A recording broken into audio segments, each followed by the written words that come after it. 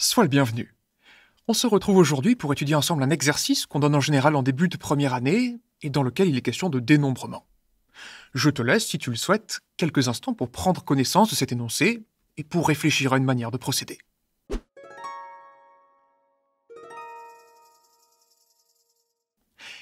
Alors une bonne question, quand il est question de dénombrement, parce que c'est bien de ça dont il s'agit, c'est par où commencer. Et ici, étant donné qu'on a affaire à des objets de la géométrie, eh bien, un dessin, c'est un bon point de départ. Donc, on peut déjà traiter, parce qu'il est question aussi d'un nombre quelconque de points du plan, donc indéterminé, on pourrait traiter quelques exemples pour commencer. Donc, et traitons les cas qui ne servent à rien. N égale 1, il n'y a qu'un seul point, donc on ne pourra pas faire de droite en reliant plusieurs points, donc l'énoncé est vide finalement. Pour n égale 2, c'est pareil. Pour n égale 2, il n'y a qu'une seule droite, donc il n'y a aucun point d'intersection. On pourra le mentionner peut-être à la fin de la rédaction.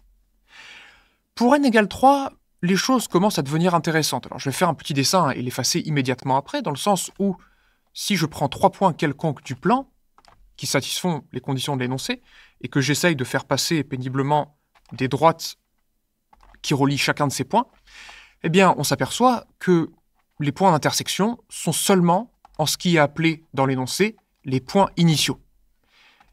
Et en fait, on nous dit précisément de ne pas les compter. Donc ici, on pourrait voir 3 points, mais d'en compter que 0. Donc là aussi, peut-être dans une rédaction, on mentionnerait ce cas-là qui est encore un cas inintéressant, globalement. Et donc là où les choses commencent vraiment à devenir intéressantes, c'est pour n égale 4. Parce que là, on va avoir des points d'intersection qui correspondent aux exigences de l'énoncé. Alors je vais prendre quelques temps pour faire une figure, et on va discuter ensuite en fonction de ce qu'on voit.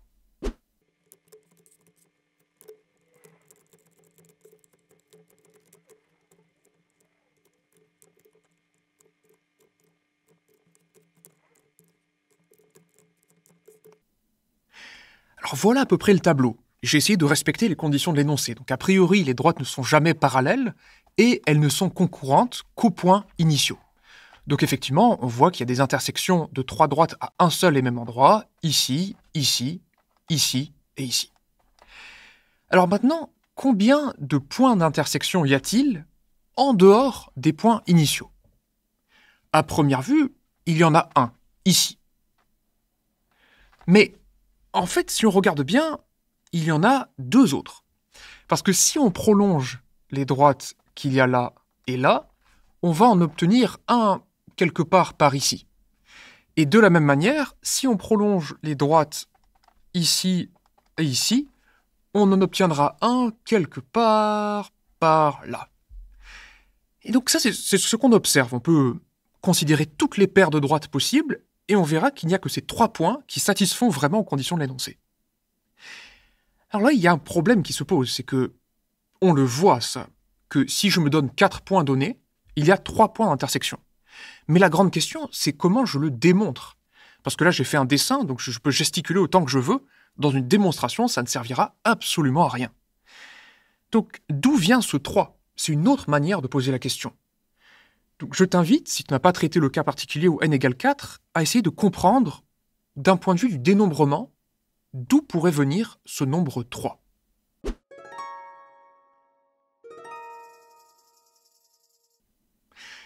Alors, il n'est pas évident de répondre à cette question, cette provenance du nombre 3, et c'est la raison pour laquelle je présenterai 2 solutions.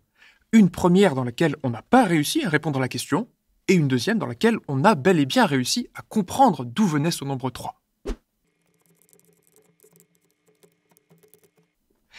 Donc on va commencer par une première solution, on n'a pas vu la lumière et on ne comprend pas d'où provient ce 3.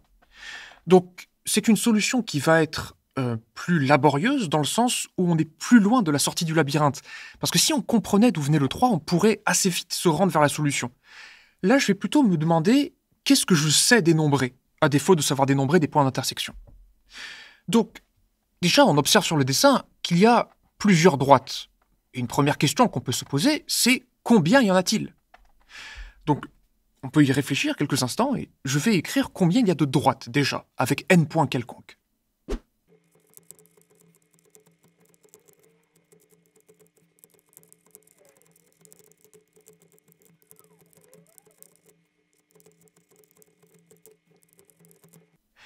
Voilà, donc ça c'est la première étape. On se dit ici qu'il y a 2 parmi n droites, et la raison c'est que choisir un ensemble de 2 points parmi un ensemble qui en compte n, eh bien ça donne exactement 2 parmi n possibilités. Donc on peut vérifier qu'on n'est pas en plein délire, dans le sens où dans l'exemple de n égale 4, si on calcule 2 parmi 4, on trouve bien 6, et effectivement sur le dessin on a 6 droites. Donc voilà déjà quelque chose de rassurant. Maintenant, la question, c'est combien y a-t-il de points au total? Donc on se fiche de savoir s'il y a une intersection en un sommet, si c'est une intersection triple, quadruple. On veut tout compter, toutes les intersections, avec ces 2 parmi n droites. Comment fait-on?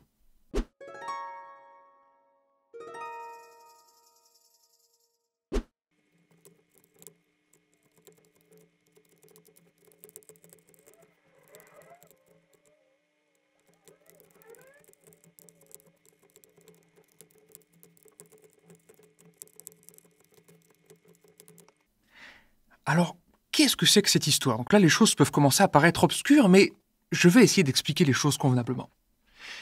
De la même manière que le choix d'un ensemble de 2 points va déterminer une droite, le choix d'un ensemble de 2 droites va déterminer un point d'intersection.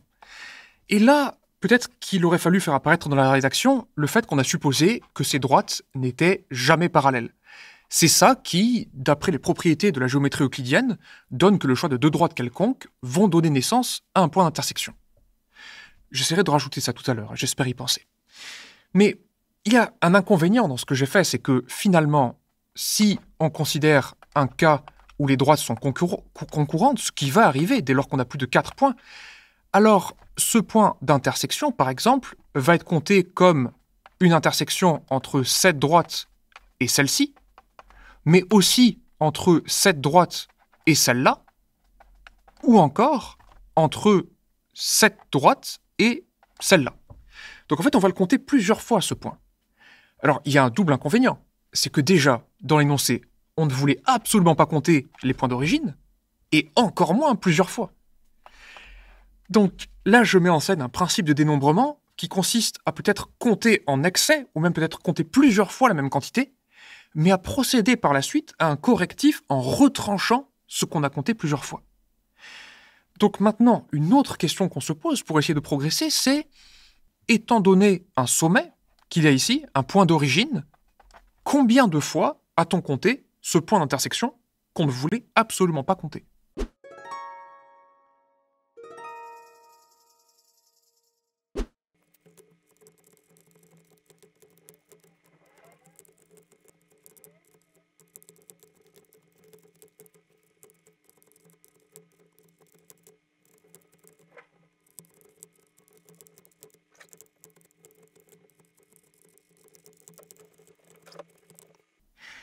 Alors, c'est jamais évident à rédiger, mais avec un dessin, ça va passer tout de suite beaucoup mieux.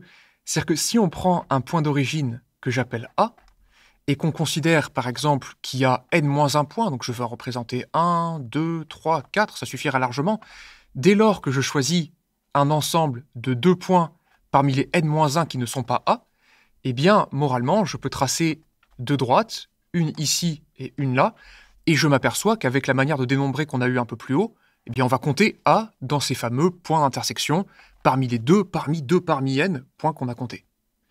Et donc, ça serait la même chose, effectivement, si je prenais, par exemple, ce point-là et ce point-là, à nouveau, le point que je compterais comme point d'intersection, c'est A.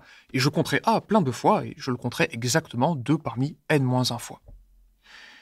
Et là, on est à 2 doigts de conclure, puisque on sait le nombre de points d'intersection qu'on a compté, on a dit qu'on avait compté des points en trop, mais pour n'importe quel point d'origine, on sait exactement combien de fois on l'a compté.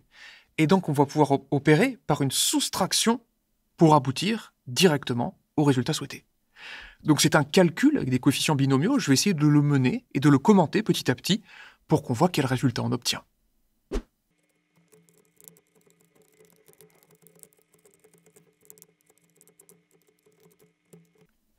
Alors, je m'arrête immédiatement ici parce qu'avant de mener à bien un calcul, il faut déjà bien le commencer. Et ce n qu'il y a ici, c'est le nombre de points d'origine. Donc, on a dit que pour chacun de ces points, il y avait 2 parmi n-1 points excédentaires. Donc au total, il y a n fois 2 parmi n-1 points excédentaires.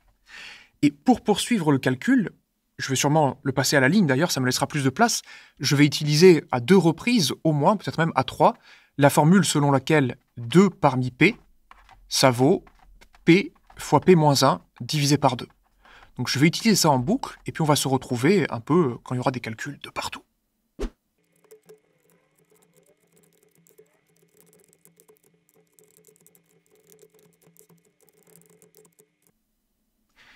Alors je m'interromps à nouveau ici parce que déjà une bonne chose de faite, c'est qu'il n'y a désormais plus aucun coefficient binomial.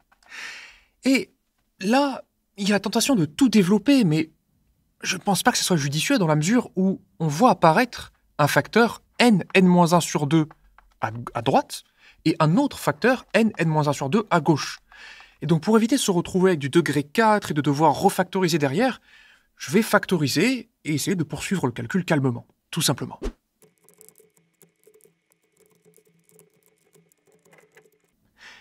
Voilà, donc je me suis senti obligé de développer ce terme, puisque je sais qu'il va rencontrer celui qui a été laissé pour compte dans la factorisation par n-1 sur 2, de l'autre côté, c'est-à-dire n-2. Et maintenant, il n'y a plus qu'à développer, simplifier, puis essayer de comprendre le résultat qu'on va obtenir.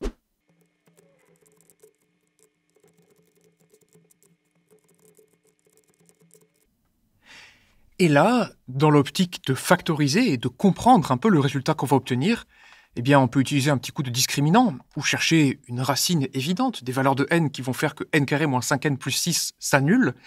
On trouve en l'occurrence qu'il y a 2 et 3, et donc on peut factoriser par n-2, n-3, et écrire un résultat à peu près comme ceci.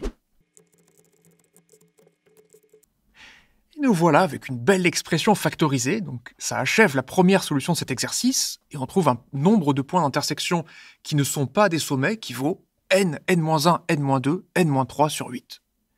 Mais un mystère demeure. Question de Perceval. À quoi ce résultat correspond-il? Comment l'interpréter? Comment le vérifier? Alors effectivement, ce résultat est assez problématique parce que on n'a aucun moyen de le vérifier. Et j'ai dit, pour compter le nombre de points d'intersection que propose l'énoncé, on compte tous les points d'intersection. Il y en a plusieurs qu'on compte alors qu'on ne les veut pas, en plus on les compte plusieurs fois, donc on les retranche. Donc il y a déjà un raisonnement qui est assez alambiqué. Et en plus de ça, il est possible que j'ai fait une erreur de calcul quelque part. Donc là, je te le dis, a priori il n'y en a pas, mais quand on fait un exercice, quand on est étudiant et qu'on trouve un résultat comme ça, ben on est en droit de se demander d'où ça vient. Et justement, c'est ce qui va nous mettre en route vers la deuxième solution, celle dans laquelle on a réussi à répondre à la question d'où vient le nombre 3. Donc on avait traité un exemple, et on se demandait mais pourquoi y aurait-il un point d'intersection ici, un autre là et un autre là? Comment pourrait-on trouver ce 3 sans faire de dessin? Eh bien, c'est ce que je vais commencer à rédiger dans le début de la deuxième solution, et on verra qu'on obtient là une solution beaucoup plus courte et beaucoup plus élégante que celle que je viens de présenter.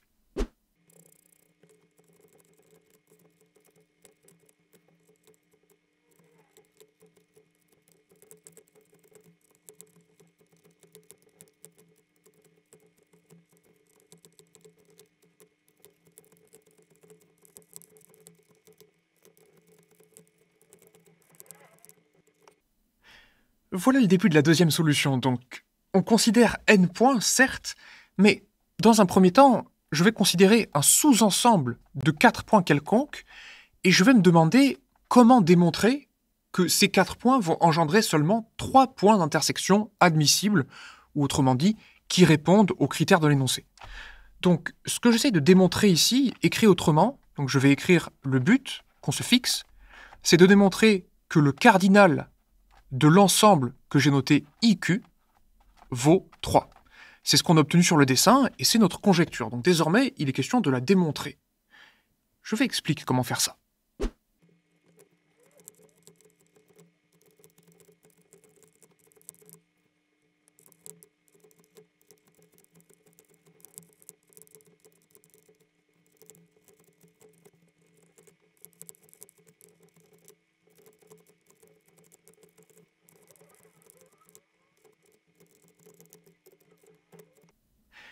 Voilà, donc il y a des petites coquilles que je corrige au fur et à mesure, parce que au tout début, je voulais choisir une paire d'éléments IJ.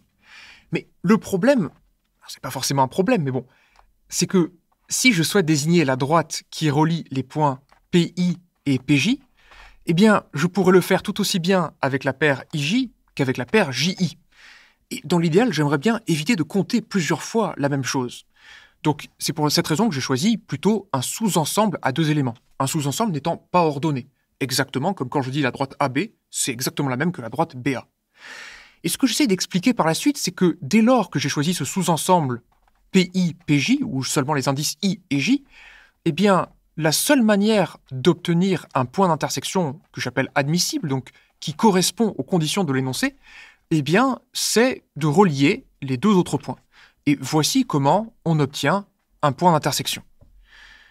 Donc, à partir de là, la grande question c'est, est-ce que j'ai compté les nombres de points d'intersection d'une manière convenable?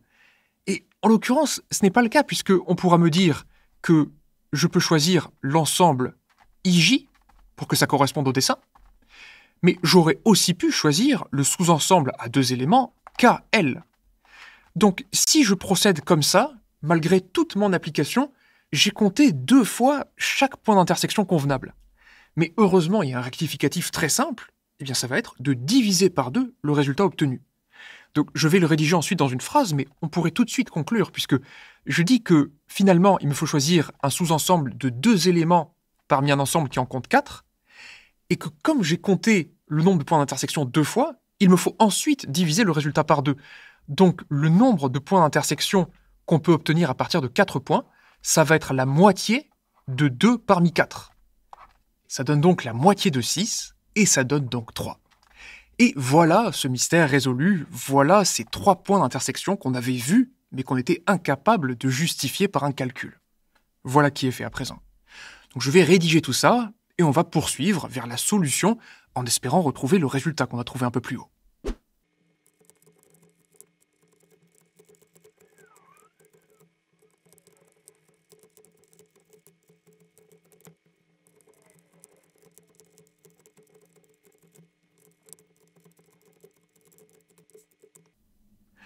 Voilà 2 phrases qui me semblent expliquer convenablement l'origine de ce 3 qu'on avait observé au tout début.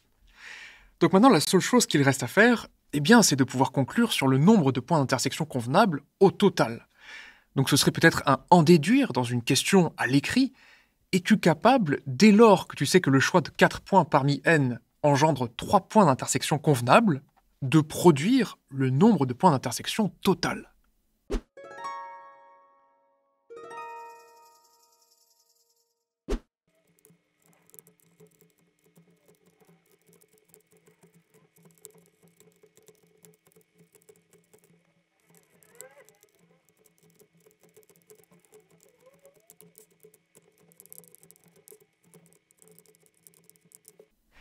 Et voilà le travail. Donc, comme on avait expliqué que dès lors qu'on choisit 4 sommets parmi les n d'origine, on a 3 points d'intersection convenables, et qu'il y a 4 parmi n façons de choisir un ensemble à 4 sommets, eh bien, le résultat, c'est le produit des deux, c'est-à-dire 3 fois 4 parmi n.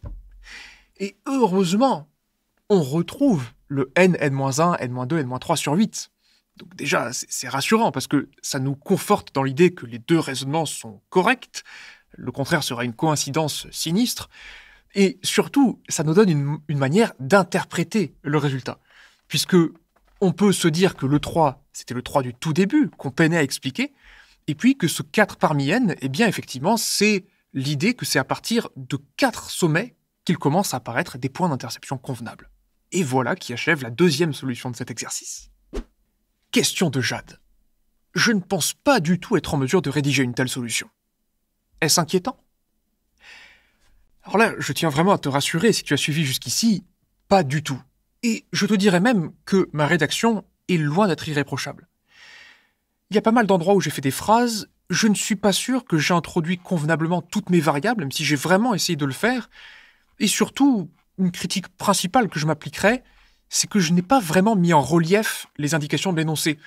Parce qu'il était question de droites qui ne sont jamais parallèles. Je m'étais promis d'essayer de le mettre en valeur, mais je ne l'ai pas fait. Et je n'ai pas non plus mis en relief l'hypothèse selon laquelle les droites ne peuvent être concurrentes qu'aux points initiaux. Donc, c'est vraiment pas évident de rédiger du dénombrement.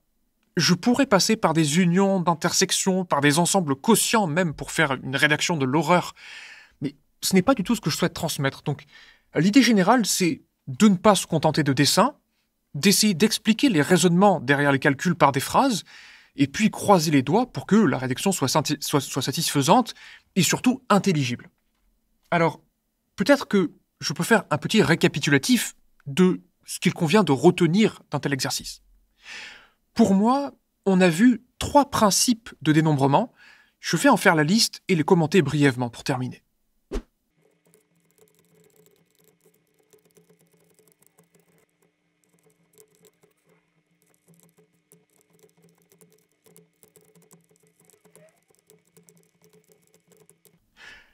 Voilà qui me paraît être à peu près un récapitulatif de tout ce qu'on a vu. Donc en premier, même si j'ai pas écrit ce mot-là, il y a le principe de bijection. On l'a vu par exemple quand j'ai dit choisir une droite qui relie 2 sommets, ça revient exactement à choisir l'ensemble de ces 2 sommets. Parce qu'il y a un procédé qui est réversible. Dès lors que je me donne une droite, je me donne alors l'ensemble des 2 sommets par lesquels cette droite passe, et réciproquement, si je me donne 2 sommets, eh bien je détermine ainsi une unique droite par laquelle cette droite passe. Donc compter l'un et compter l'autre, ça revient exactement au même. Dans mon esprit, je range ça aux côtés de la figure de style métonymie. Je me dis par exemple qu'on parle de bouche à nourrir, plutôt que de parler des personnes, des humains qu'il faut nourrir. Parce que je sais que à un humain correspond exactement une bouche. Il y a quelque chose de compter l'un ou compter l'autre, ça revient exactement au même.